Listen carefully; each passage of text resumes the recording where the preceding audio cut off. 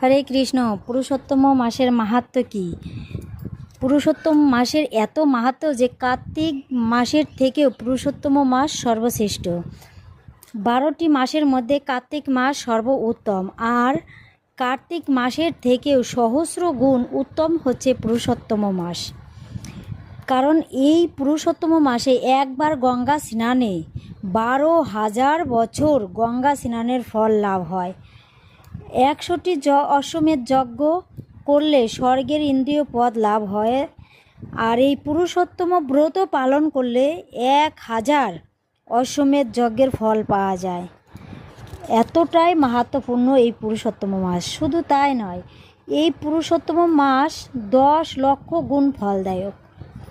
মানে এক জোড়া তুলসী পত্র ভগবানকে দিলে 10 লক্ষ তুলসী পত্র ভগবানকে অর্পণ করার ফল লাভ করা যায়। এক জোড়া তুলসী পাতা নয়, শুধু একটা ফুল যদি অর্পণ করা হয় তাহলে 10 লক্ষ ফুল অর্পণ করার ফল লাভ করা যায়।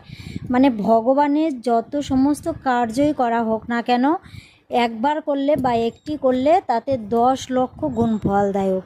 এই পুরুষোত্তম মাস এত মাহাত্ম্যপূর্ণ, তাই এই পুরুষোত্তম ব্রত সকলেরই পালন করা উচিত। আর এই পুরুষোত্তম ব্রতের 33 সংখ্যাটি খুব প্রিয়, কারণ 33 মাসে আসে এই পুরুষোত্তম মাস। 33 সংখ্যাটি তাই অতি প্রিয় ভগবানের। 33 বার ভগবানের প্রণাম করা, 33 বার তুলসী পরিক্রমা করা, 33 জোড়া তুলসী পত্র প্রদান করা, 33টি ফুল অর্পণ করা, 33টি মানে গ্রন্থ অধ্যয়ন বা 33 বার গ্রন্থ অধ্যয়ন বা 33টি শ্লোক অধ্যয়ন বা 33টি গ্রন্থ দান করা বা 33 জন ব্যক্তিকে দান করা, ভজন করানো, মানে এইভাবে করে 33 সংখ্যাটি অতি গুরুত্বপূর্ণ।